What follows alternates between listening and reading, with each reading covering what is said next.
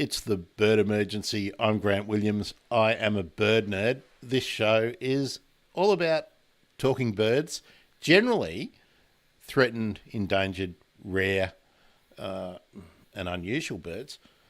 Today, we're going to revisit an old favourite of the show. Everyone knows the 40-spotted pardalote, one of the rare, amazing birds of Tasmania.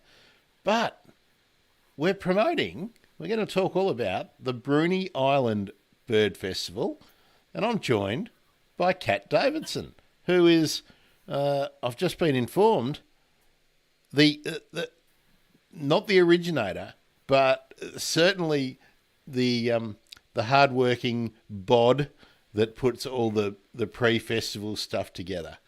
Hi, Kat. How are you? Thanks for joining me. Thank you so much, Grant. I'm really well, exhausted, but fabulous. So, Bruny Island Bird Festival, how long has it been going, and what are the aims of the festival? Let's talk about that first. You want to have a festival, and the question is why, because it's so much work. Tell us why there needs to be a bird festival on Bruny Island. Well, this was set up in 2010, so we're on our sixth festival now because it's usually every 2 years-ish. And it was established by three partners, which was the Bruny Island Environment Network, who's spearheaded by the fabulous Bob and Margaret Graham, and then BirdLife Tasmania, currently chaired by Eric Verler, and then Inala Nature Tours with Tonya Cochran. And they all got together and thought that it would be a fantastic thing for Tasmania to have a bird festival. And where better than the island that's famous around the world for being a site of international birding significance, Bruny Island. And so there's four pillars that have always been very strong for the festival, and that's conservation, science, community, and creativity. Because we don't just want to preach to the choir. We want to attract a whole new audience of people who perhaps don't think of themselves as birders, but maybe think of themselves as general nature lovers or just people who are slightly interested in birds. And so if we can hook them in through an art exhibition or a nature market or an event in the evening that's based around music, then we can just gradually get messages out to the wider community about how special the bird life is here and how much it needs to be protected into the future. For people who are not that familiar with Australia and Tasmania, Bruny Island sits off the mainland of Tasmania, and Tasmania is the little bit that sits below the mainland of Australia to the southeast, the bottom right hand bit, if you're looking at your atlas. So we call ourselves the island off the island off the island. Okay, well, what I'd like you to do, Kat, is just explain where Bruny Island is located in terms of the Tasmanian mainland, and what are the unique features, habitats? Do you have interesting weather, anything like that? What makes Bruny a special place? Absolutely. So we are, yes, as you say, the southeast corner. And so we're so very close to Hobart, really. You can leave Hobart and be on Bruny within the hour, jumping over on the little ferry. So it's incredibly accessible. And yet once you're here, it does feel wonderfully remote. And the reason that it's so very special is because of its diversity of habitat.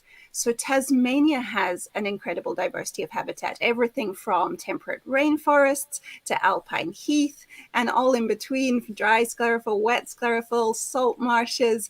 And then you take Bruny Island and you condense Tasmania down into an even smaller space, and we still have all those diversity of habitats. So the 12 endemic birds of Tasmania, which are only found in Tasmania, are all found on Bruny Island. And you can find them relatively easily because of this closeness of all these habitat types. So one minute you can be looking for the scrub tit in the temperate rainforest, and the next moment you're looking for the yellow wattlebird in a dry sclerophyll forest. And sometimes you can find them all in the one day, especially if you're out with a guide. So it's just such an incredibly beautiful island, but such a rich habitat island. And then, being an island, we don't have the same predators as mainland Tasmania and mainland Australia do. So we do have feral cats, but we don't have foxes, we don't have dingoes, we don't have a big problem with wild dogs. And so those things mean that the birds have much more safety and the mammals have much more safety on the island. One of the things that often happens on islands, Cat, is that there is extreme pressure from humans just in going about their daily lives, earning a living, etc. How many people live on Bruny, and then what's the activity, the human impact from visitors? Do you know that offhand? Well, there's about 700 permanent residents currently, but absolutely, Bruny has a long history of humans being on this island. At first, it was the Nuanoni people, and they lived here. And we have a very famous Truganini is from this island, and her father, Mangana, and her partner, Wuredi. And then when white settlement arrived, it was initially the explorers. Bruny, you may have heard of, is very famous because many of the explorers landed here in Adventure Bay first to get water, to get wood, to get shelter.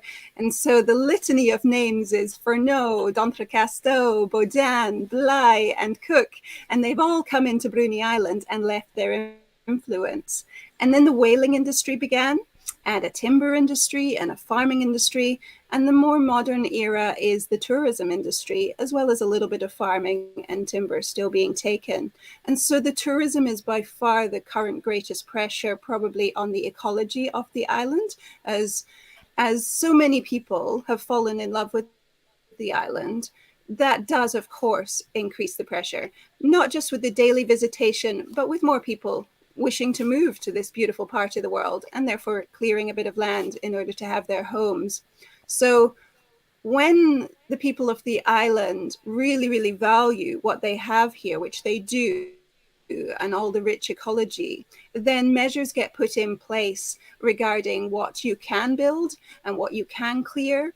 And when we're talking about tourism, we're always having very deep discussions with the tourism board of how to market Bruny Island, not just as a day trip destination to come and eat some gorgeous gourmet food, but as an island to savor and to respect and to take 2 or 3 days to move slowly through and really feel the value of the environment here and tread lightly upon this place because it's so very precious and fragile, as you alluded to.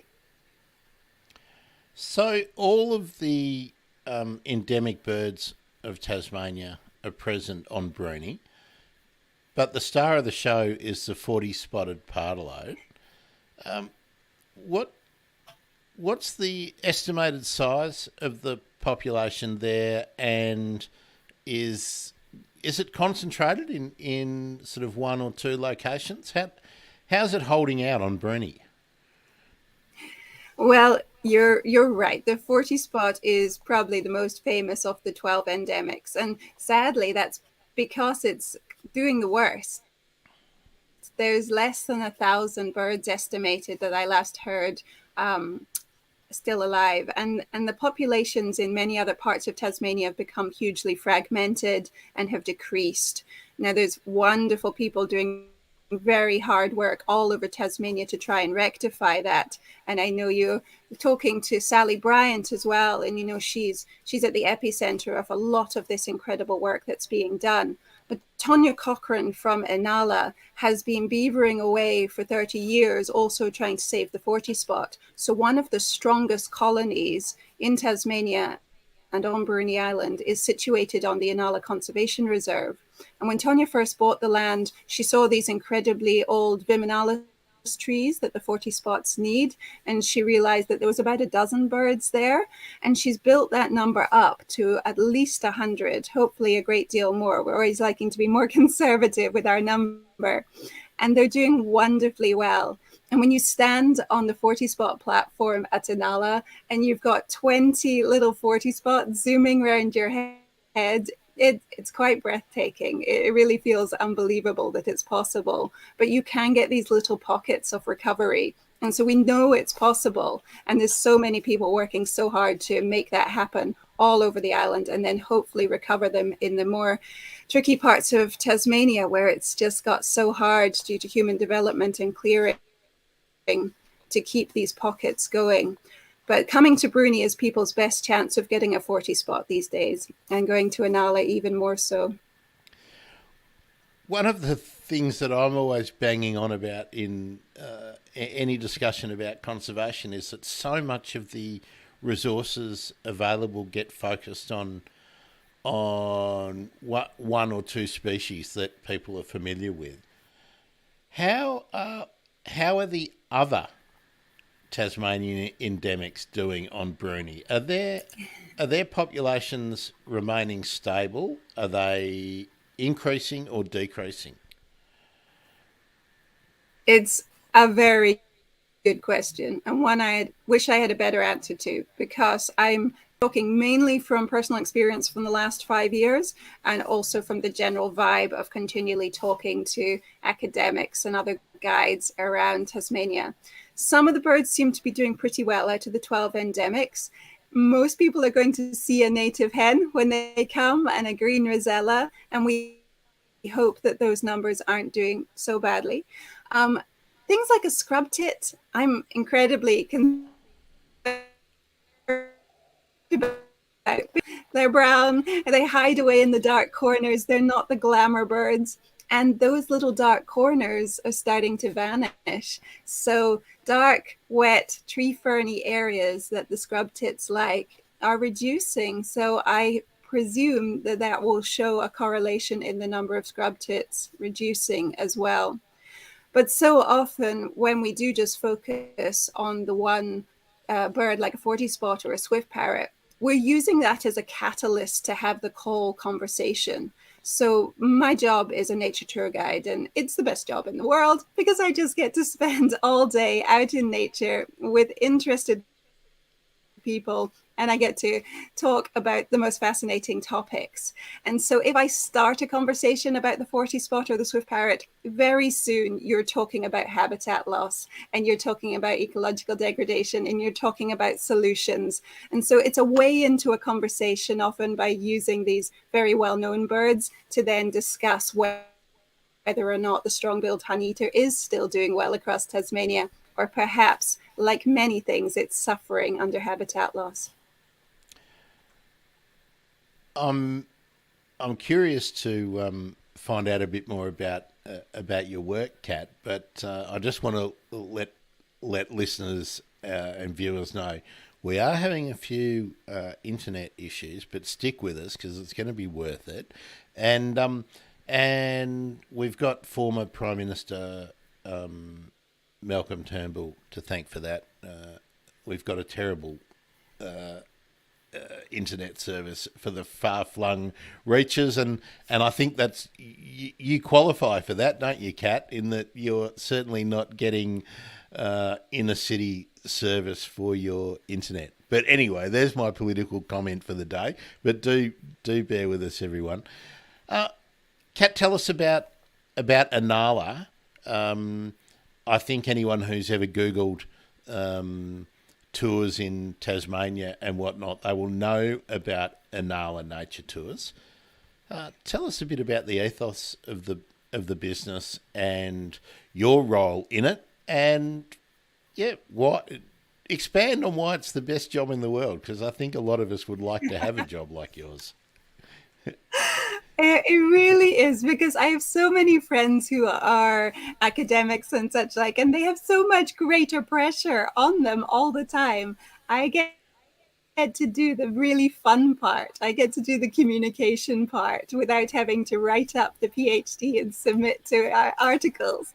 So I just get to suck the knowledge out of everyone else and then pour it onto the public, whether they like it or not. Now, Inala was set up by Tonya Cochrane. So she was a marine biologist by trade, and she was zipping up and down to Antarctica a lot. And she had a little place on Bruny. And then she just wanted to spend more time on Bruny. And so she started to establish at first just accommodation. But then the guests would always ask her questions about the ecology of the place.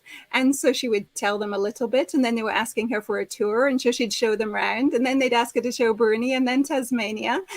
And so gradually her business has built. And then it reached a tipping point of growth where the reputation was so strong that she had to start bringing on guides. And she started bringing on an incredible amount of guides like Nick Mooney, Andrew Hingston, Karen Dick, Catherine Young, and that's just in Tasmania. She has guides all across Australia now. And the beating heart of Tasmania has always, of Inala, has always been conservation. And so she owns 1,500 acres of land that she is protecting on Bruny Island. And she was doing this at a time when it wasn't the thing to be done. And she was mocked quite a lot for it. And so people would always ask her what she was going to do with the land in terms of what livestock are you going to put on it? What crop are you going to grow? And she'd be saying, no, I'm keeping it safe. I'm caretaking it. I'm protecting it as a large patch of Bruny where the wildlife can be completely secure. It's 40 spot habitat. It's swift parrot habitat. And so every guest who comes to stay in our cottages or go on the tours is contributing to helping keep that land safe. Then on the side, we do wildlife care, lots of rehab for the orphans. We have a foundation that we've just set up. And we also have the Inala Jurassic Garden, which is now a botanic garden, doing lots of conservation work with flora. So we're a diverse company. And pre-COVID, we were starting to run many, many tours internationally as well. And the theme that kind of tied them all together, as well as conservation, was Gondwana, because it's such a fascinating topic discussing Gondwana with people. And so we were taking tours to many of the other Gondwanan countries. And that was just becoming a really fantastic element of Inala. And COVID's put a slight dampener on that. But I sought Inala out because of its values.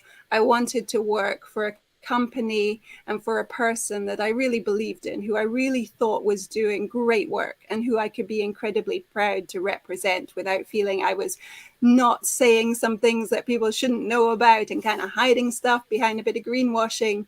So Tonya has very similar values to myself on all these environmental issues, and we can really bolster each other, have each other's backs, keep each other going forward on the tough days, and build an excellent business as well, which employs an incredible amount of local people and across Australia and gives so much joy to the people who come on the tours, because birding is a blossoming economy. Nature tourism as a whole is blossoming, but birding is just going off. I mean, there's so many women getting into birding now, and there's so many young people, and there's so many photographers. So it's a wonderful, wonderful job, because I'm always surrounded by enthusiastic people who are seeing things for the first time, and I get to see it through their eyes and give them an interpretation of everything around them. It's a beautiful thing. I've got a few summers on you, Kat, no doubt about that. But when I was a kid of about 7 or 8, walking around with my binoculars and looking at whatever I could spot in the treetops, I was the weird kid. But it's great now that kids are far more engaged in the world around them and their local patch in a way that maybe wasn't so much. I don't know what all the catalysts have been, but it's just great to see. Now, Kat, you said, I think, was it 5 years you've been with Inala? Yes, that's right. So I came down for the 2016 Bruny Island Bird Festival. I sneaked in as a speaker at that one when Daniel was organizing it, and then made sure I got to meet Tonya during that festival, and then put in my CV the next week. She offered me the job the same week, and we moved down a few weeks later. So we were living up in Lamington National Park at that stage. My partner was actually in China when I sent him a text going, "How do you feel about moving to an island at the bottom of the world?" And he was like, "Yeah, sounds great." Very cool. Very cool. Well, Lamington's a pretty amazing place too, but that's a whole different conversation. Kat, let's talk about the festival before we go back to talking about you and your career. I'll sort of walk through. It's a 3-day festival, but there can be a Monday, there can be a fourth day if there's enough people wanting to do the extra tour. A lot of the events are sort of tours that will be led by Anala guides.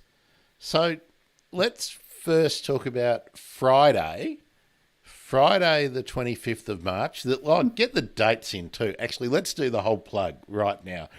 25th of March, 26th of March, which is the Saturday, Sunday the 28th, and possibly the Monday. The website for bookings, brunibirdfestival.org.au. Don't forget the .au, so you can book and express interest there. Kat, tell us about day one. Oh no, I think the internet might have Here, I'm still claimed. here. Oh, there we go. There we go. You're back. Okay. Sorry, everyone. Yeah. So tell us about day one.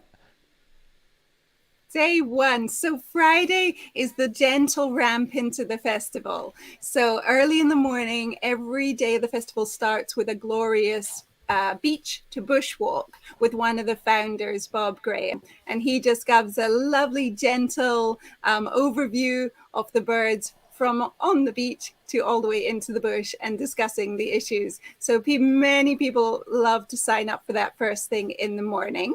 And then the HQ will open and we'll start to welcome people in. And during the first day, there'll be a couple of Inala tours running at the Inala Conservation Reserve and also on the whole of Bruny Island. But most of the tours are going to be on the Saturday and the Sunday. That's when also the lectures start. So in the evening of the first day, we have a get together to welcome everyone, a welcome to country, and then we have a little welcome speech, and then it's just milling about and eating awesome food. But what we also do each night is a bird count, which is really fun. We have these giant lists up on the side of the building with the name of each bird that's possible on Bruny, and anyone in the crowd can shout out which birds they've seen that day. And usually the rule is that 2 people have to have seen it or a photograph has to have been taken. And then we'll take that as an A-OK on that bird having been seen. And so we just get a lovely list for the festival. And that's really fun part of the evening.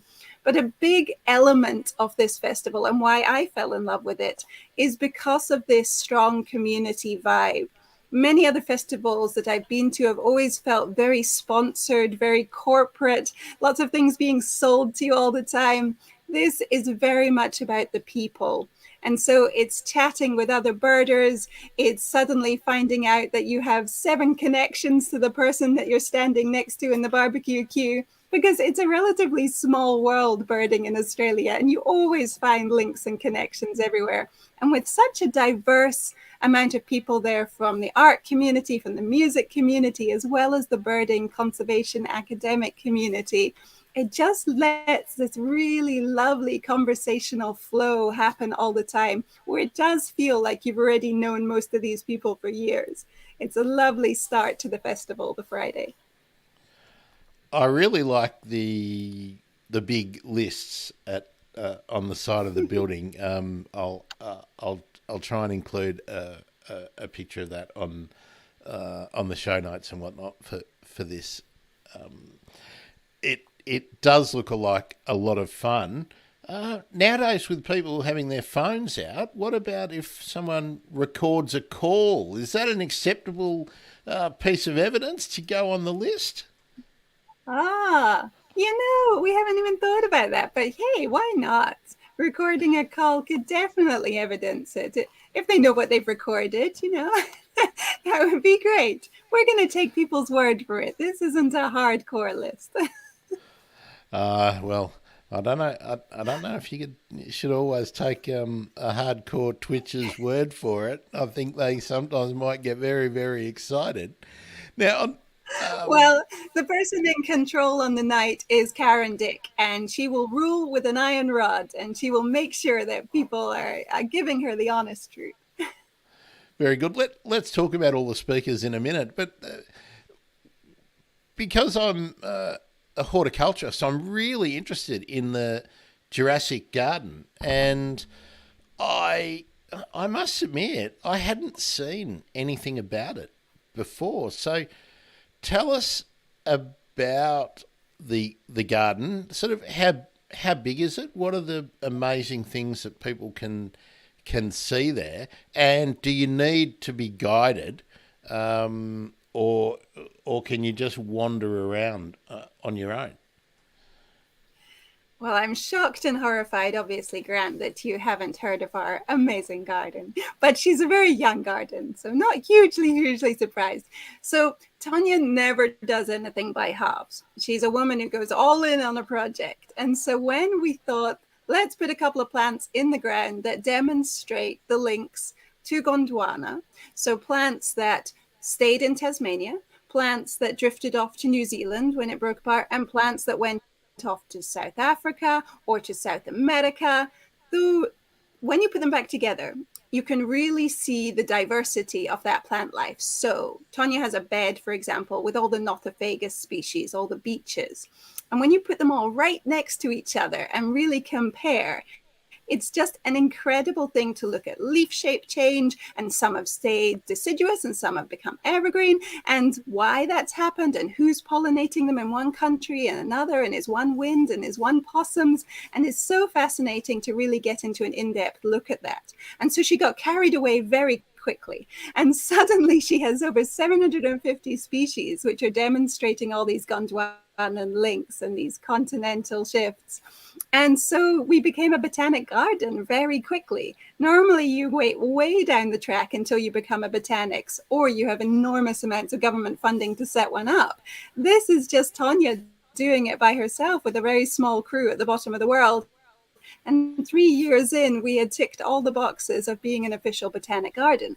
So that meant that our tiny 5-acre garden could then start trading with other huge botanic gardens from around the world. And we are. And we're doing it with specimens that are in desperate need of a safe place to grow. So in Queensland, there's Mount Bartlefreda, and at the top is the cloud forest. Now that area there is getting warmer and warmer and less cloud foresty, and there's some specimens on top of that mountain who need to start being grown elsewhere or they may not survive. And so we're replacing altitude with latitude, bringing them down to Tasmania and seeing how they go here. And some of them are doing really well. So Tanya's already moved into some quite critical fauna and flora conservation in some of these species. And every day now she's getting calls from people complimenting her on her her plant list and offering to potentially have other species in her garden as a safety net. So no, you don't need a guide. You can absolutely just turn up, and it's open every day, and we're getting increasing number of visitors. We appeared on a couple of television shows, and once you've been on Gardening Australia, they put you on repeat quite a lot. So every few months we pop up again in people's feed, and so we'll get another big surge of people finding us, and it's glorious. We do have guided tours available. You can do an hour with someone and really get into the nitty-gritty of the garden. But you must come. It's glorious. It's on my bucket list now. Now tell me, when you did Gardening Australia down there, did Costa come down? We didn't have Costa. We had Tino because he's the local boy. He knows half the people on Bruny Island already. Yeah, Tino, the veggie gardener. I think anyone who watches Gardening Australia, you probably can find it if you're overseas. It's probably on a streaming service somewhere. Look, let's talk about the link with art and how art is a bridge for those who are not already committed bird nerds to getting involved. And hey, if we can't talk about the art exhibition without you telling us about Lois Bury. Yes, she's fabulous. So Lois is going to be our artist in residence throughout the festival. And she's going to be painting live at the art exhibition throughout. Now, I've made sure she doesn't feel she has to finish this painting in 3 days, but people will be able to enjoy watching her work on it. And she's very well known locally and further afield for her beautiful artwork of birds. But the whole art exhibition is going to be full of not only paintings, but sculptures, photographs, any way that people want to represent birds in art, because humans have always been inspired by birds. And there's, birds in hieroglyphs, of course, there's birds on cave walls. It's been something that we've always had a connection to and wanted to express our love of their color, their movement, their shape, the way they make us feel through art. And people are drawn to an image of a bird. It gives them a lot of joy. And we have a tiny wee gift shop at Inala, and it's the paintings of birds that people just can't resist. Even if they already have 20 in their house, they want to have 21. I think that's pretty normal. You get hooked, and I mean, depending on the style you like, you'll collect everything. A bit like needing to tick off every bird family, I guess. If you like the John Gould, Elizabeth Gould style, you'll always chase it down. I loved all the Parrots of the World kind of style. I really like that detailed and sort of accurate style. But yeah, look, it looks lovely. I really like the example of the. It's got to be a grass owl, I think, that you've got on the website. So, is that something where people can perhaps get some tips about being a nature artist? I mean, is Lois sort of a teacher, an informal teacher as well? Well, she may well be, but we actually have two fantastic elements of the program specifically for that. We have the marvelous Jay, who is going to be doing a nature journaling workshop, and she's made it as unintimidating as possible to hook in people who aren't quite sure if they're an artist at all and they just want to get started. And so she'll be giving really wonderful foundational tips on how to just be in nature and start scribbling down what you're seeing and what you're feeling about a bird without judging yourself at the same level of, is this good enough to be on the wall? Just enjoying the process of making art. And the same with the wonderful print workshop with Real Plant. And so she's got 2 days there where she's going to have full day workshops, and she has a printing press, and she has all these amazing techniques that she's developed over the years for pressing things like feathers and grasses. And then she'll do amazing things like take a shower cap and put it in ink, and then you press it in just the right way, and it immediately looks like a nest. And then you can put in prints of eggs or more feathers, and you just have a work of art that you've created in 10 minutes, even if you don't think of yourself as an artist. So both these fantastic women are going to be helping people to bring out that inner artist. And that's on Saturday with Real. Let's see, Real is doing Saturday and Sunday, and yes, and there we go. And Jay, now let the Professor Jay Johnson. Professor Jay. Yes, that's right, and that's on Saturday. Yes. Are all of the locations quite close by? close Well, to each other? everything on Bruny is fairly close by. You know, if someone invites me to dinner in North Bruny and it takes me half an hour to get there, I just think that's the end of the world. It's so far away. So everything on Bruny is fairly close. But we've made sure that we've shared things around. So the art exhibition is in Dens Point, which is the top of the North Island. And then the HQ, where a lot of the events at the evening of the festival is happening in Adventure Bay in the middle of the south. And then we have the market going on at Lunawana, which is around the other side of the south. So we're sharing the love around the village halls and making sure that all the locals are included and not forgotten just because they're in a more remote corner. But all the village halls are awesome and provide such great space. And in COVID times too, we want the biggest space possible so that we can safely allow the most people possible. Because of course, I've had to reduce numbers on everything. And in previous years, I've sold out anyway. So this year it's going to sell out even faster, sadly, because of these reduced sizes that we can allow. Speaking of sold out, one of the highlights when you cruise through the program is the Penguin and Shearwater Colony Tour.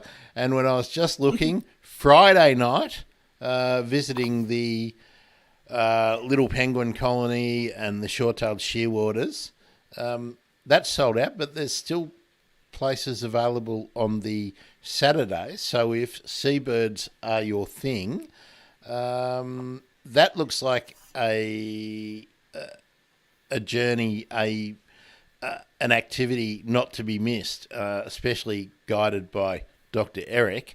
So, have you done that tour yourself, Kat?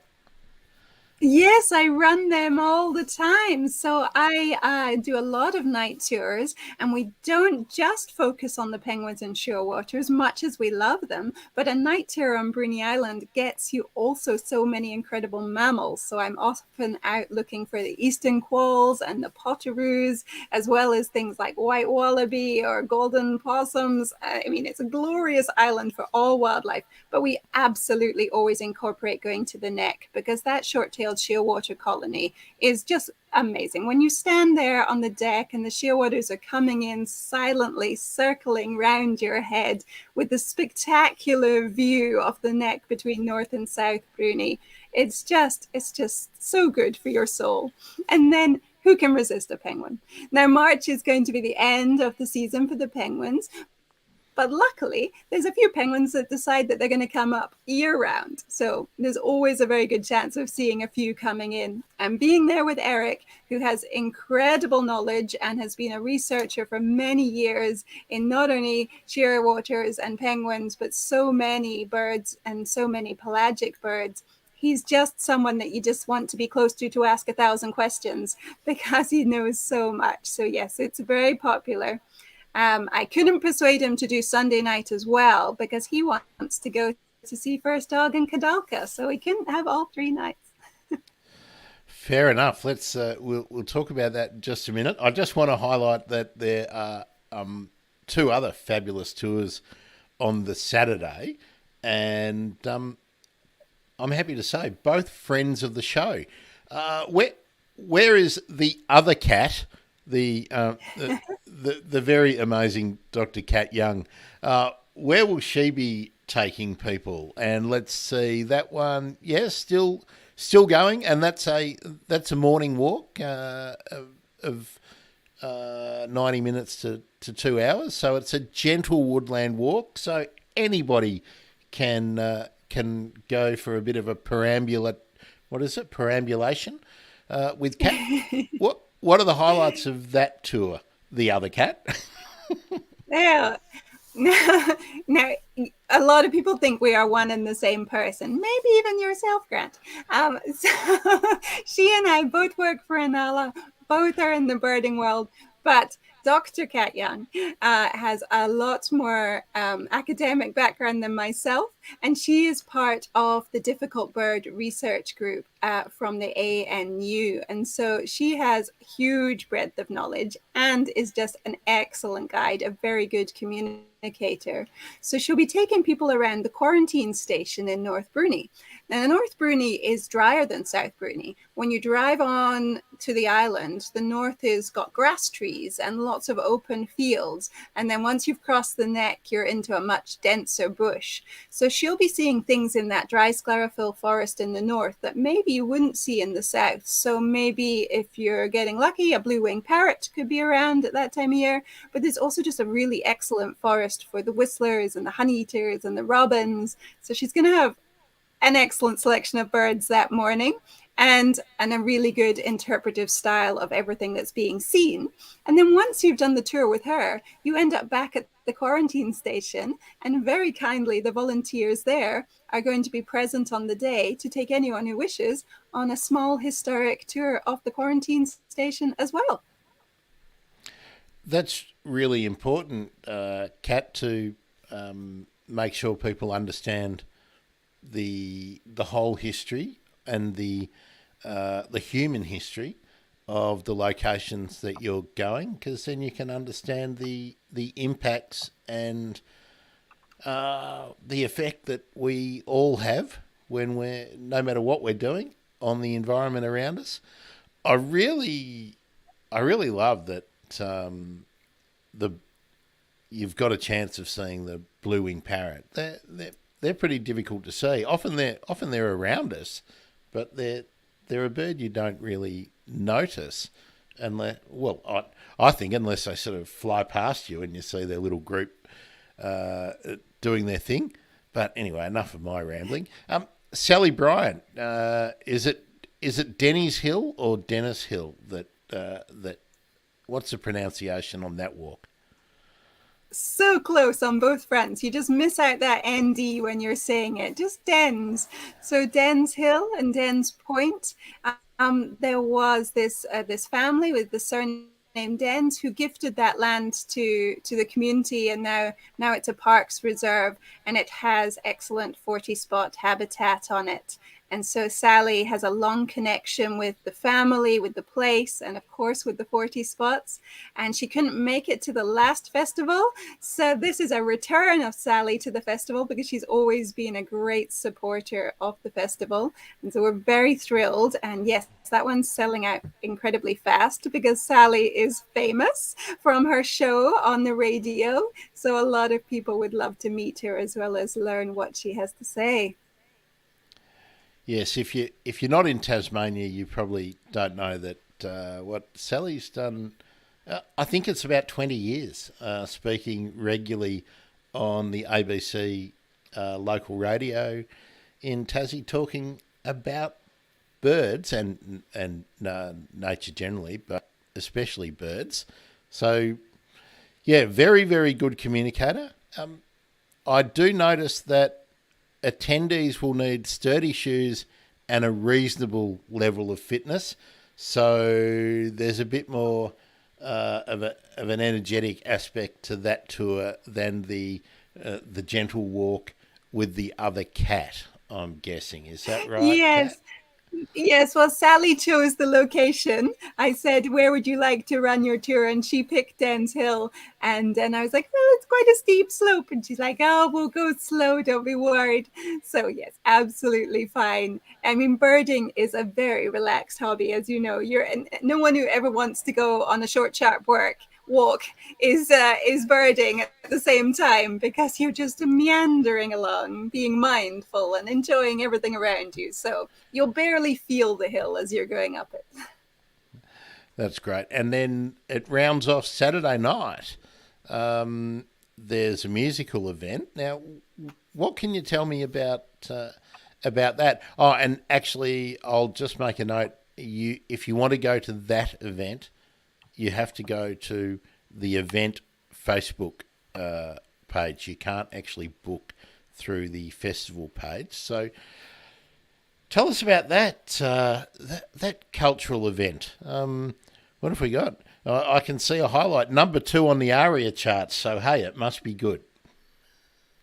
Yes. So Simone Slattery and Anthony Albrecht, they came down before and did their beautiful show, which was inspired by Tim Lowe's book, Where Song Began. And this is their next show after that. This is Life on Land's Edge. So they describe it as a musical odyssey to the ends of the earth and back. which is just beautiful. And they both play an instrument, violin for Simone and cello for Anthony. And they play along with beautiful visuals up on the screen of birds. Now, this one is about migratory shorebirds. So the shorebirds are connecting continents and cultures together as they traverse across the landscape. And the Life on Land's Edge will be drawing on both the art of that, the science of that, and the music of that across the ages and blending it all together. It's the kind of thing that until you've actually listened and experienced it, it's quite hard to describe, but it's something that you'll have never been to before. So I hugely recommend coming to that. And yes, booking through their page rather than ours, because they're going to fit in a couple of other locations when they come down. But don't go to those ones, come to our one. I wish I had have used your turn of phrase when I was speaking to Millie about wing threads, that shorebirds, migratory shorebirds, link cultures and continents. I wasn't quite so elegant, but yeah, they're amazing. I'm inspired by Anthony there. That's his prose, not mine. I wouldn't wish to take credit.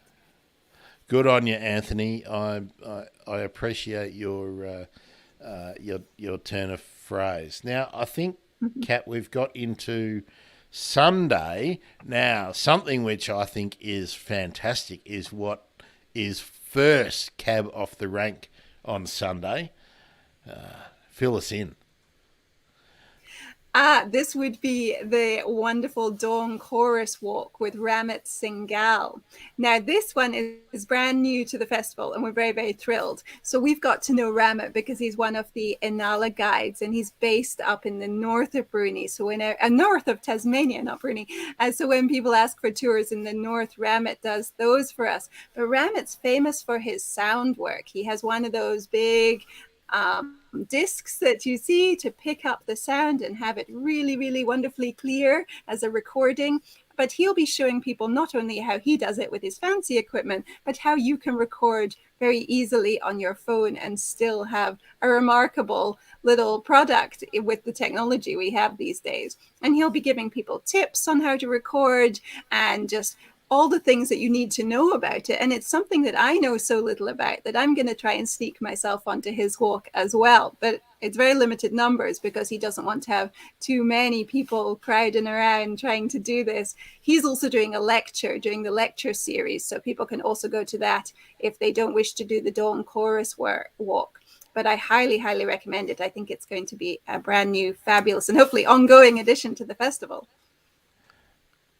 Ramit's got a lot of credibility because he also has a podcast. So it's called Having a Lark. If you want to have a look and you can't get to the festival, check out Having a Lark on all of your podcast getters, and you'll find him there. The thing I thought was great, apart from demonstrating how to use a parabola and recording with directional microphone and whatnot, he also goes through some of the techniques you need to clean up any sound file to highlight the material, the audio material that you want people to hear, and to remove some of the stuff that you don't want people to hear, and also how and where to upload bird calls and whatnot to make them useful for other people in perhaps citizen science or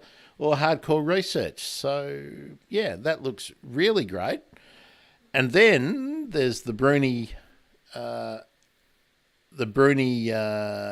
day tour, the bushwalk with Bob Graham again, the Inala and Sally and the garden walk.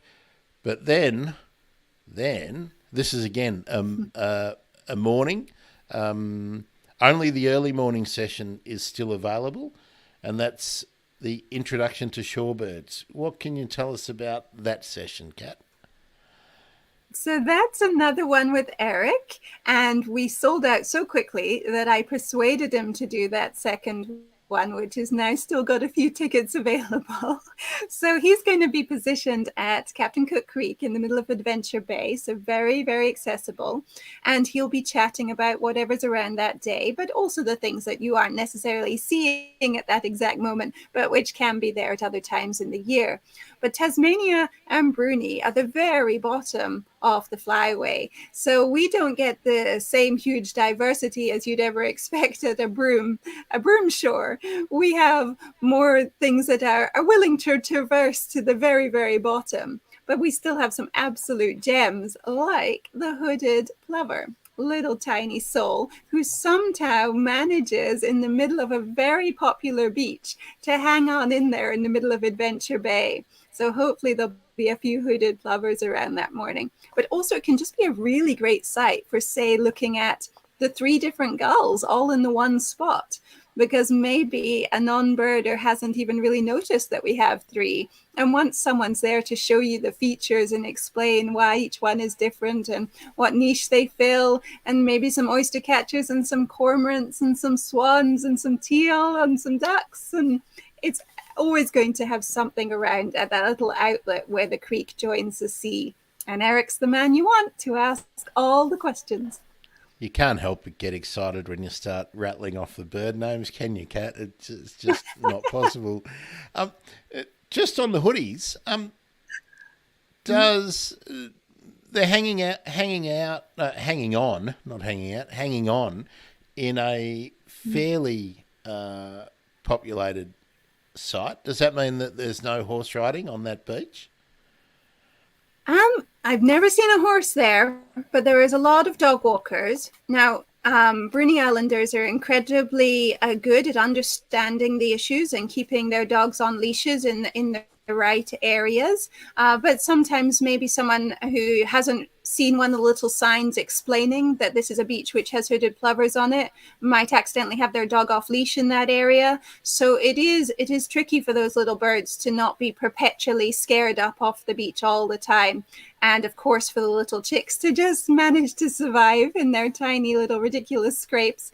But BN, Bruny Island Environment Network, Bob and Marg Graham and many other islanders have always had the hooded plover as one of their focus birds that they've been trying to assist. And so, of course, there's excellent signage up. And then at certain times of the year, a little fence around where the nest is being made, or what has been recently being worked on by James Bunker and the Men's Shed is those little wooden teepees that you're seeing being used, where you can put that down and the bird can use that to not necessarily nest under, though they might, but just to get a bit of shade under and to be really visually obvious to a walker or a beachgoer, and hopefully just give them a bit more protection. So we're trialing those as well on Cloudy Bay, where people sometimes drive. But the little spot in Adventure Bay is got this creek that exits, and because it changes shape all the time, sometimes the hooded plovers have to move where they are, not because of human reasons necessarily, but because the creek is now busting out at an entirely different point. Life's tough when you're when you're a shorebird, isn't it? Sure Kat, is. Sunday night. This is a real highlight. I want you to tell me all about the two featured artists, national treasures. I wasn't aware they'd been elevated to national treasure status, but certainly Absolutely. very, very, very, very, very, very funny. I'll let you tell us about Sunday night. Well, I've always been an enormous fan of First Dog on the Moon in The Guardian and John Kadulka's work as well. They are both incredibly smart men, both very funny men, and both very great artists. And so in the 2018 festival, I managed to twist First Dog's arm and he came and did a little lecture and it was insanely popular. And then we had it in a little church and it was bursting at the seams with people who wished to hear what he had to say. And he promised that he would only vaguely mention birds in that speech, but he actually discussed them in an awful amount. Because one of the fabulous things that they both do is that they draw attention not only to all birds being glorious, but in specific birds that are doing very badly. The orange-bellied parrot, or the swift parrot, or the 40 spot. And First Dog, when he did the cartoon about the orange-bellied parrot and about the swift parrot, the amount of people who saw those things that may not have otherwise engaged with it through the medium of humor and through the medium of art was incredible. And he's always been a huge supporter of conservation work and what the Difficult Bird Research Group is doing. So they're both really fantastic men, but also I have no control over what they are going to say that night. I've called it In Conversation With, so that they can say whatever they like. I mean, they're already great friends. They did a whiskey tour together of Tasmania. So I'm just going to make sure there's a bottle of whiskey on the table, and I'll let them go freestyle. And so I'm guessing birds might come up as a topic throughout the evening, but it could be anything. And I'm guessing politics may be in there. I'm hoping politics may be in there. If anyone follows them on Twitter, they know that they're not shy from stepping forward on an opinion. And so it will be an excellent night. No doubt, no doubt. A little disclaimer on the website. Content may be unpredictable. We can guarantee it will be memorable. And I've got no doubt that that is indeed true. So that rounds out the Sunday.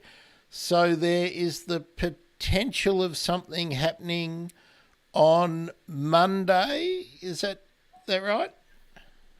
Well, it's previously been a 4-day festival, and due to COVID and the uncertainty of whether or not we were even going to run, because normally we're in October, so we've pivoted to March, and we only really made the decision, halfway through January as to whether or not we were going to go ahead. So it's a streamlined version of the festival with a few less events than normal. So we cut it back to the 3 days, but I've made it so that if there is a complete sellout on all the Friday to Sunday stuff, and people would really like to do something on the Monday, then I've made sure I've set a few guides aside so that is a possibility. So people just need to tell us that they'd like to, and if we hit a certain tipping point in numbers that makes it viable, then absolutely we'll run some more tours on the Monday, because why not keep the joy going as long as you can?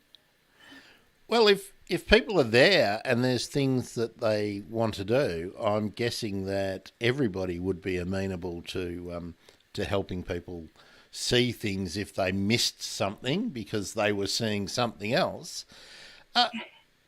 Kat, when we were setting this up, you told me that you've done sort of 98% of the organising work this year, but with a history of a festival, you're building up lots of relationships over time, and with lots of people who are obviously lending a bit of help here and there. Now, the festival's got a major sponsor, which is the Tasmanian government via Events Tasmania.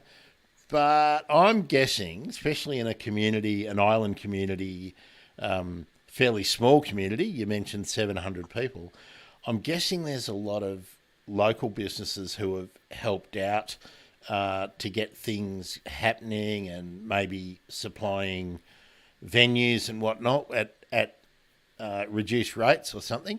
Obviously, Anala is a major supporter, if not officially, of the festival. But here's your opportunity to give a bit of mileage to all those people who have really helped out, so that people can look them up, patronise them if they would like.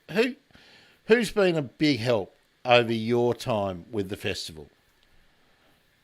So this is only my second time running it. So all the credit for all the initial years goes to Marg Graham. She has been the organizing tour de force for many, many years. And then Daniel Sprod took over from her, and then myself. And Marg still helps enormously. So she is a big, big part of the festival.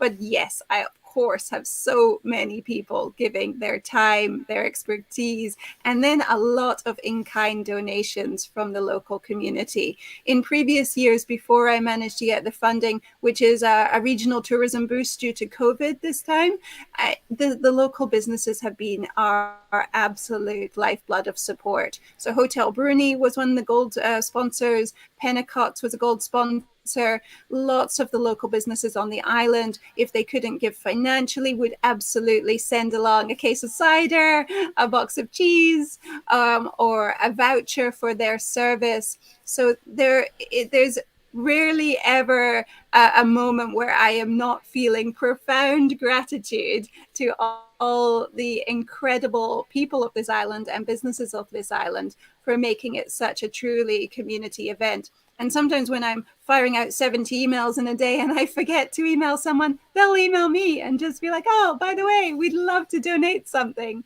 And so it's just so kind how much people give.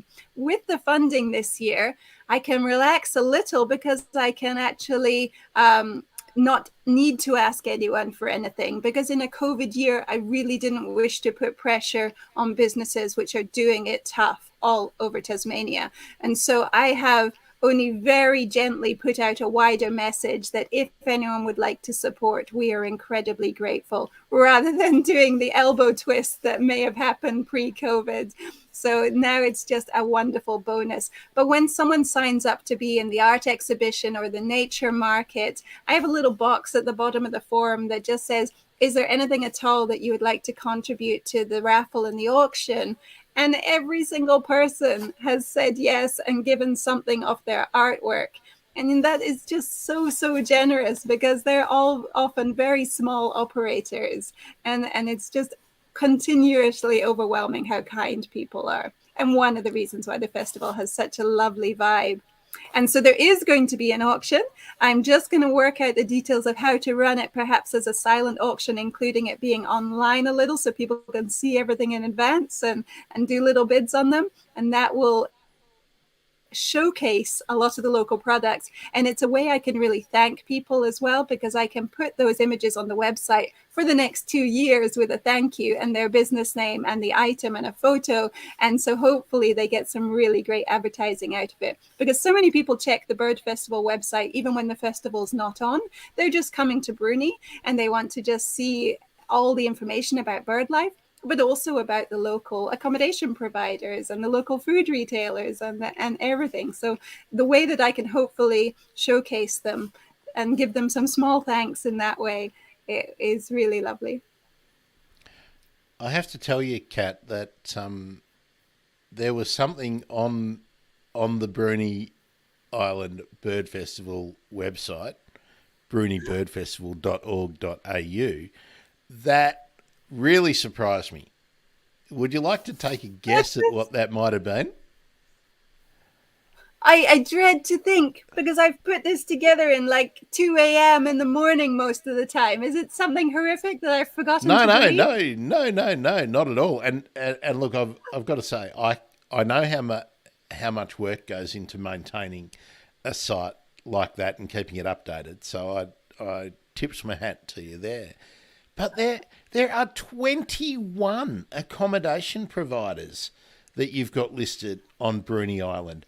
That is, to me, that's astounding. And that's barely any of them, to be honest. That's just me doing a shout out on the Bruny Notes' Facebook group and saying, has anyone still got a place available over these dates? Would you like to be on the list? And if they want to be on the list, they let me know through Messenger and I pop them up there. A bunch of them are probably already sold out by now. But no, this island has a lot of accommodation. It's lots of Airbnbs as well as lots of full-time businesses. So it's an island where you can really find a gorgeous spot to snuggle away in a corner.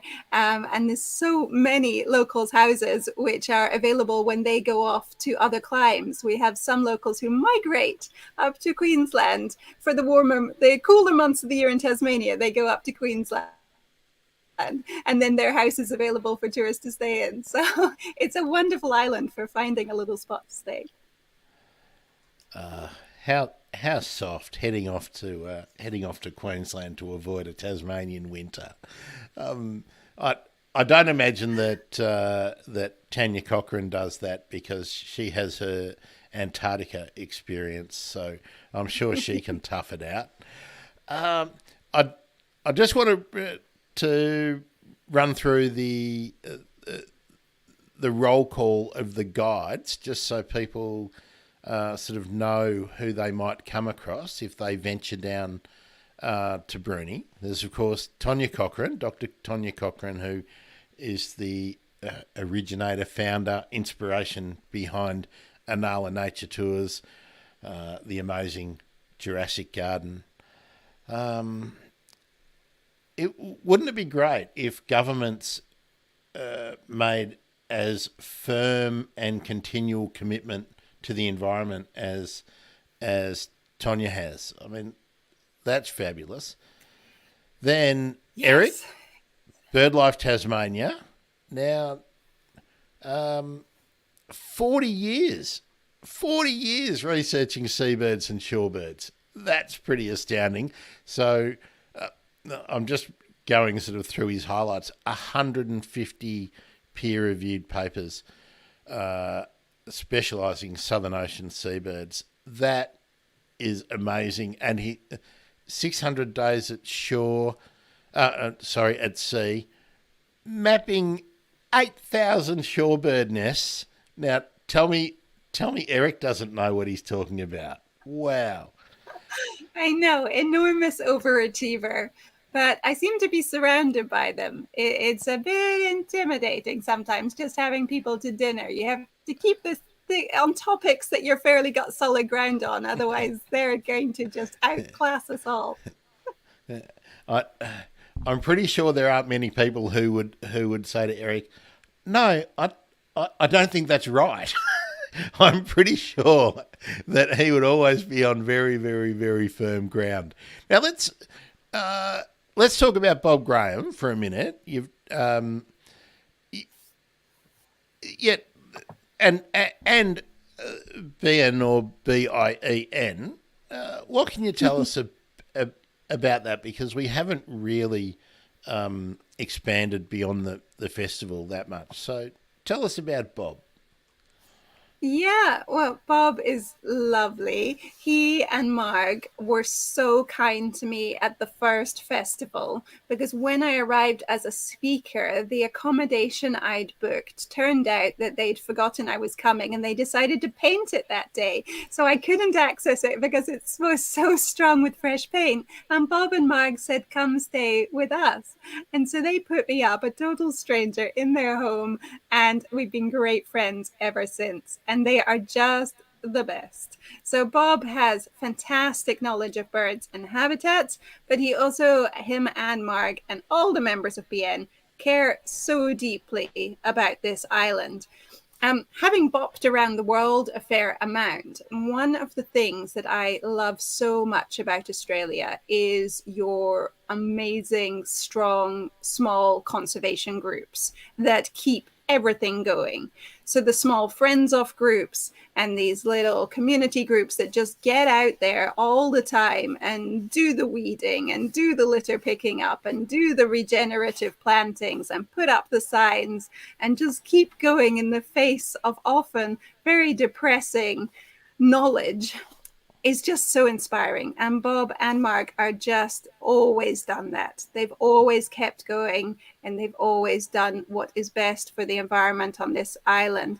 And because he has a background as a planner, and has a background with politics, he can really put in excellent submissions in the right kind of language that can get it put through all the stages of bureaucracy that you need to get through. So he's invaluable for his knowledge of how to navigate the system.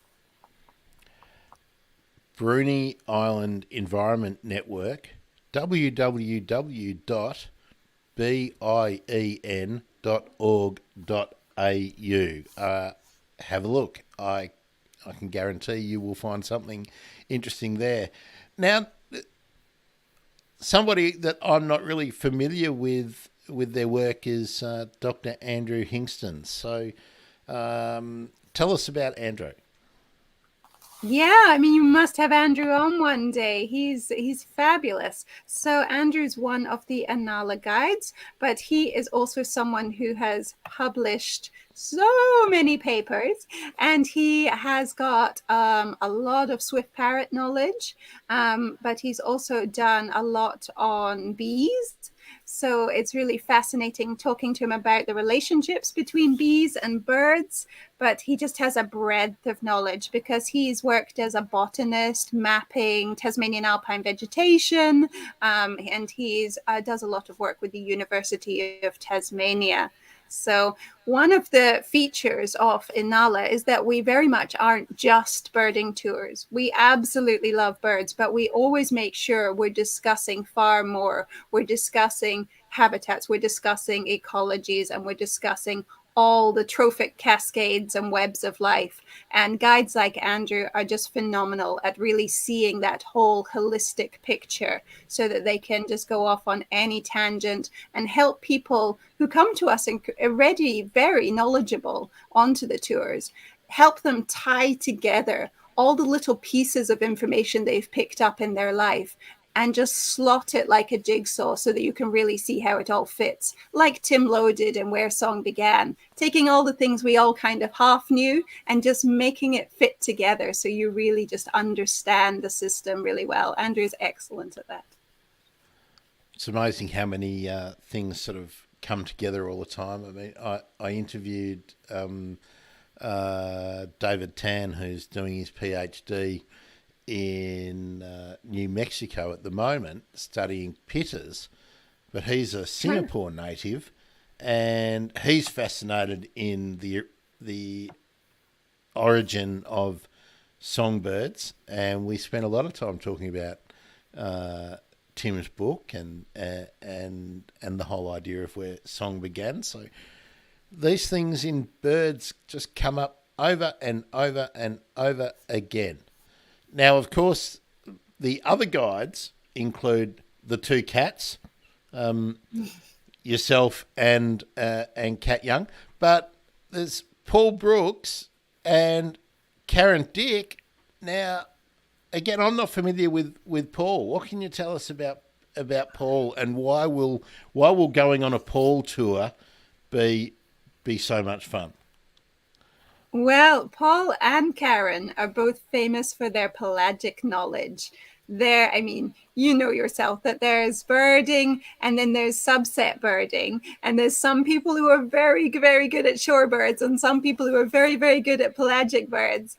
And they are phenomenal, both of them on pelagic birds. So they run pelagic trips off from Eaglehawk Neck, but Inala also does. And we always hire Paul and Karen, whoever's available, and their ability to call on something that's coming over the horizon that barely people have even got their binoculars on, never mind started to see diagnostic details, is amazing. And I'm yet to see them, either one of them, get it wrong. Not that they would ever stick to their guns. If they were wrong, they would immediately fess up and say otherwise. But they just always turn out to be right on every bird I've ever seen them call on. So Paul is going to do a walk, which I haven't yet put on the schedule because I haven't had the time yet. But he's also going to be doing a lecture on the ID tips and tricks for pelagic birds. So he has phenomenal photographs, and he'll just be hopefully zooming in on some of those photos and explaining some of the key things that you can look out for while you're going up and down on a boat.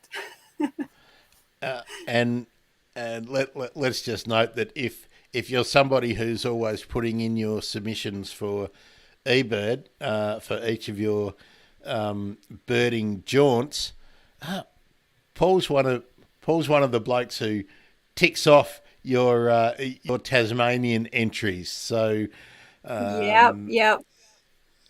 And he's often the one on the Facebook groups helping people out. I don't know how he has time in the day. I mean, he has a young child and a full-time job, and he's in a band, and he's a guide. I don't know where he finds the time, but somehow he still helps everyone out with their birding ID. Well, what do people say, Kat? If you want something done, ask a busy person. So I think he's an example of that. And just to round off on Karen Dick, now she's an ecologist, has been working around the world, but she is sort of a birder at heart. Like she's part of the Tasmanian birders. So, what what does she bring to the team? Well, Karen, like so many of the guides and the speakers, is just got wonderfully diverse knowledge. So she, as you say, has been in ecology, environmental management, research, education. She really covers the whole gamut. She's an excellent communicator. People just love her and being with her. And she's a phenomenal birder. I don't know if she's a self-described twitcher, but she definitely goes out and twitches when there's rare birds coming down to Taz. And there aren't that many of us that will leap in the car and travel to the reaches of Taz when something strange turns up. So herself and Paul and Peter Vaughan are often the ones first on the scene. So she's very much at the heart of the network of birders. And even before she ever came to work for Inala, she was very well known for her birding in Tasmania. So we're so thrilled that she's part of the Inala team. And yes, she's generously offered to help out with the festival. She's also on the board with BirdLife Tasmania and does a lot of the organizing of the events that they do with that. So she's a really great people person as well as having fabulous knowledge. And I like what you've mentioned on the website that you were all familiar with her because she'd been coming to the festival a long time before she was part of the Inala team. So, yeah, she's a certified bird nerd, no doubt about it. Yes, although now I'm terrified knowing you're actually reading the things I've put on the website, and I haven't updated it to say this is her second Bruny Island Bird Festival because she did guide at the one before as well. And then if you get to the bottom of the screen there, you're getting to the bit where I haven't even filled it in. So just calm down. Well, that's okay because we've already talked about Ramit, and is there anybody who doesn't know about Sally's pedigree and track record if they're interested in Tasmanian birds? Hey, let's give a shout out to someone who is so helpful for people like yourself in providing images and whatnot, but isn't getting featured anywhere on the festival website. Now you know who I'm talking about. I know, the wonderful Chris Saros. So Chris has been a huge supporter of the festival, of BN, of Inala, and anyone who knows Chris's work knows it's phenomenal photographs, but he's also got a huge generous spirit because he gives his images to anyone who's working on conservation issues and who asks him for permission to use certain images. And so it's just incredible how far you'll see his bird images spread across Australia being used by so many conservation groups. So we're hugely appreciative of his beautiful images that I use on the website. But also in previous festivals, he's been attending and doing photography workshops. And then heartbreakingly, as part of COVID and his busy life and streamlining the festival, it just wasn't so possible this time. But hopefully the next festival will have him back again if he'll come. Well, I'm sure he would like to. Good on you, Chris. Good on you, Chris, for being so forthcoming for helping out. Because I mean, websites fail spectacularly these days if you don't have nice images. And I'm guessing he took a lot of the sort of action shots and whatnot of people doing stuff in earlier festivals that give an idea of... Well, I won't give him all the credit for that because that's actually my partner, Brad Moriarty. So Brad has been my support hugely through my 2 times running the festival. And he very kindly helped out at the last festival and took loads of the stills and made the little video, which is showcased on the front page of the website showing the 2018 festival. So that's one of his many hats that he wears, is a photographer and videographer. So as much as Chris has been hugely supportive, Brad has done most of those other images. Well, good. And you're Good on probably you. absolutely right. I haven't even put Brad's name on the website. That is Uh, a major oversight. I'm on it. I'm on it. well, I wanted. I was really complimenting the eye for what makes people shots interesting. So yeah, good on you, Brad. Good on and good on you, Kat. Cool website. Even if you can't go to the festival, Kat, what are the dates again?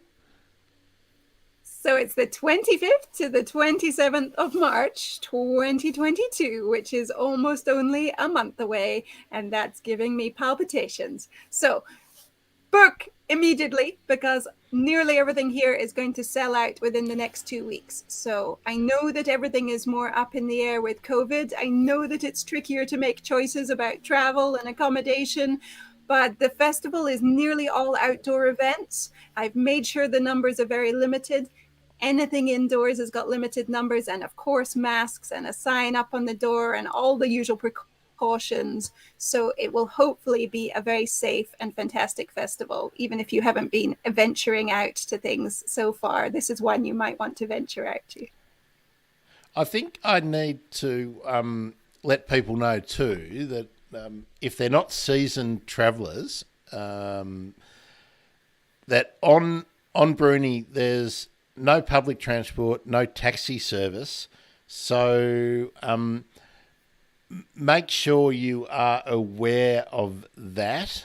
Is anybody doing Uber or something similar on the island? Because it it's a fair walk from North Bruny to South Bruny, but of course you can take your own car if you've come down from the mainland on the ferry. That's right, isn't it? Yes, absolutely. So you just drive onto the island in your own car, and you don't even need a four-wheel drive. A couple of the roads on Bruny are non-sealed roads, but as long as you go slow, they aren't tough to drive on. The trickiest road for potholes is the little last stretch down to the lighthouse. We haven't put any events down at the end of that road specifically so that people didn't have to drive it unless they wish to. But even going slow on that road is very manageable, even in your standard We Hire car. But no Uber, as far as I know. I think they would only be busy for the one moment where it's please drop me off for dinner and please pick me up from dinner.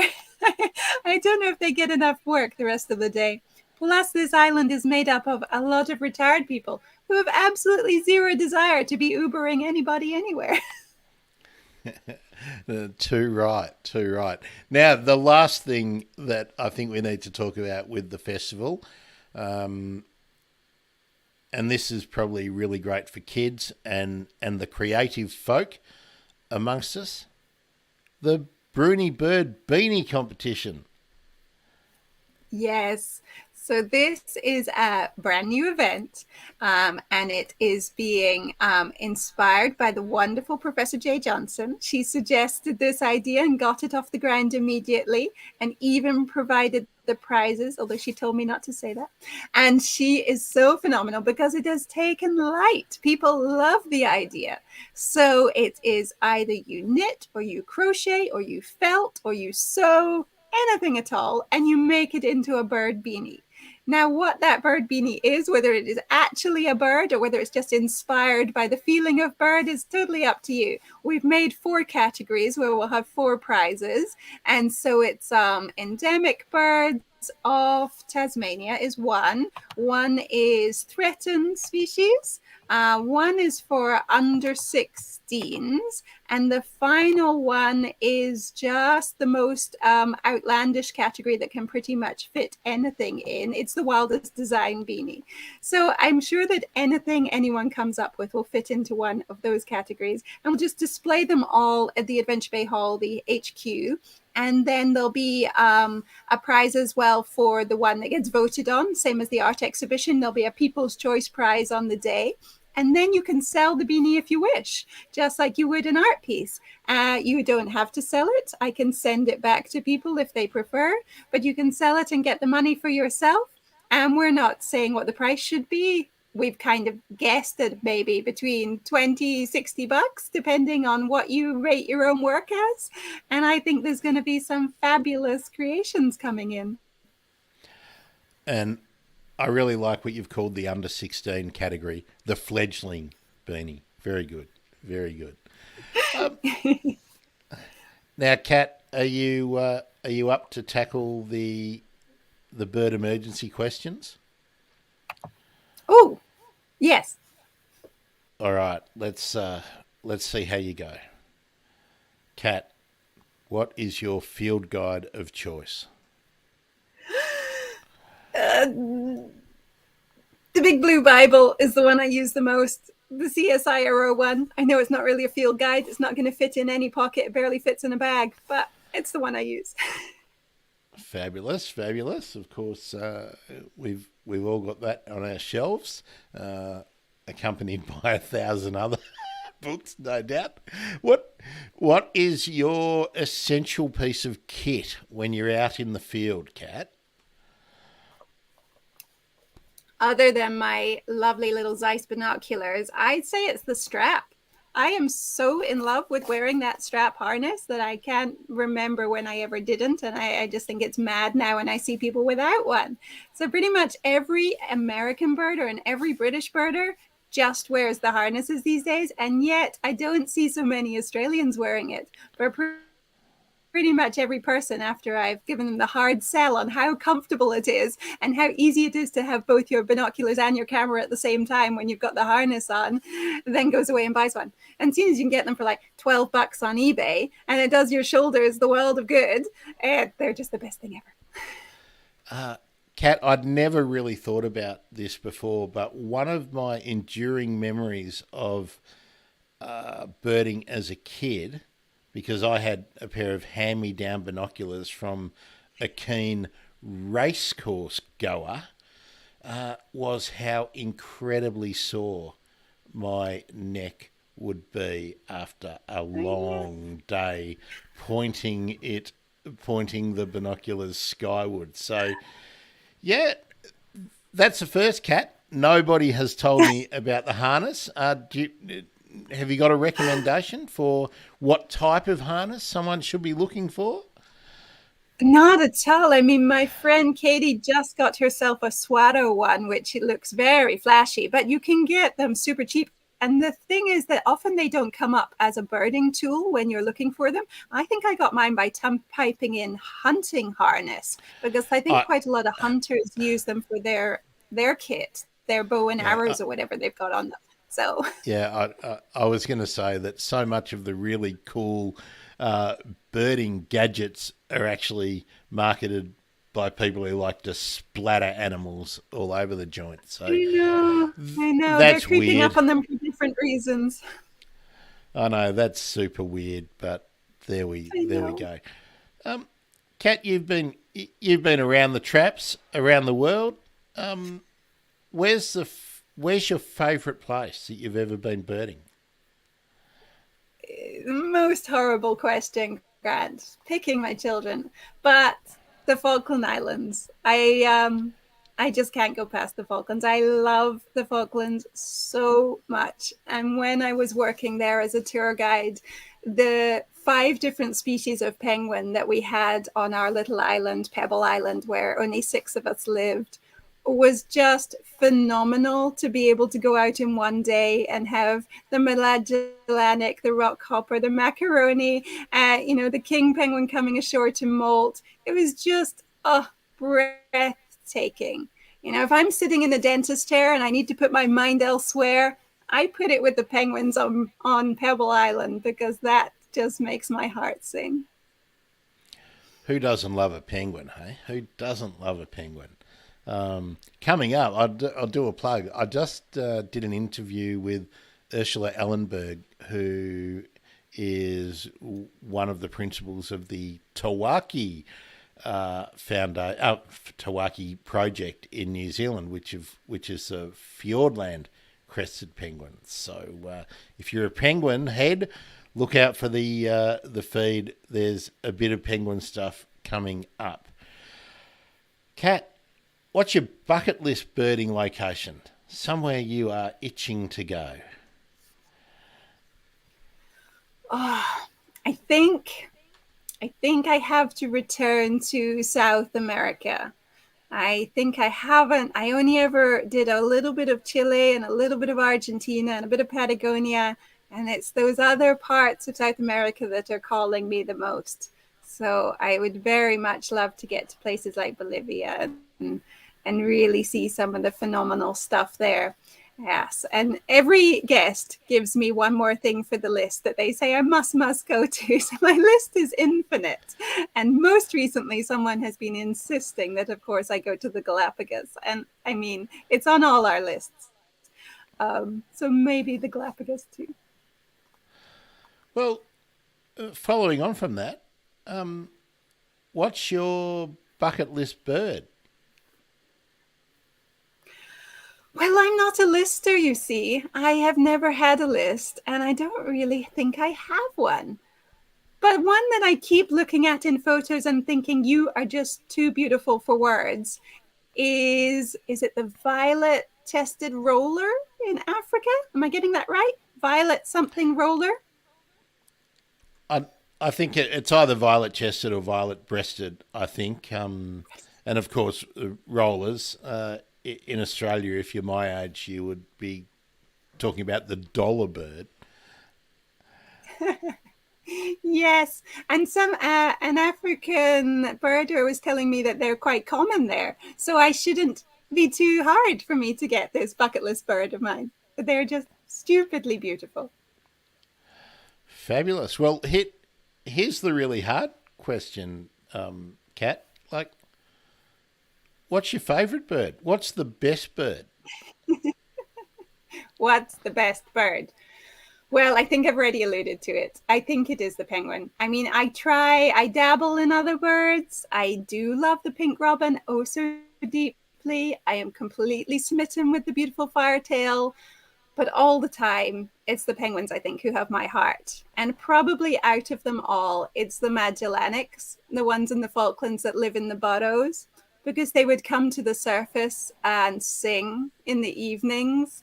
And that song would echo out across the landscape in the sea mist and the still air after the raging winds had died down. And you felt like there was nowhere else on the planet that you wanted to be than right there with those penguins. And so they're my favorite bird.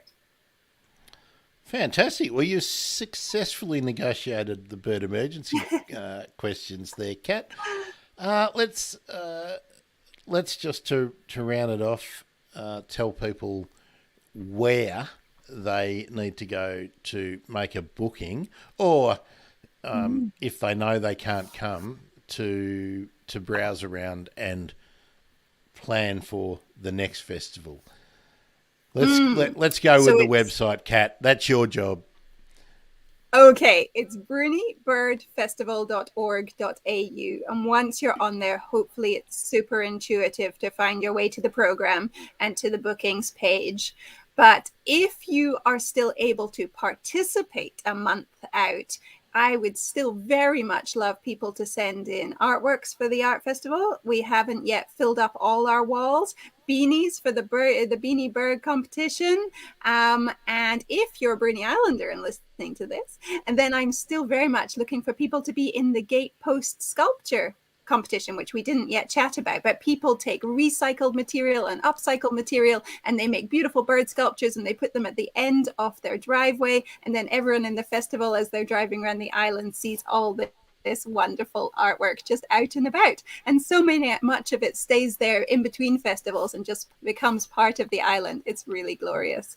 But there's so many ways you can be involved. And yes, I don't know when the next one will be. It may be 2 years on, it may be March, it may be October. We'll make the decision after this festival when we are all breathing again. Absolutely. And look, Kat, I'm sorry to say I hadn't realised or I hadn't noticed the Gatepost Festival because there is so much. There is already so much going on the website and obviously on the festival. Kat, it's been a pleasure to meet you and to be acquainted now with the other famous Tasmanian cat. I hope it's a great success. I'm sure it will be.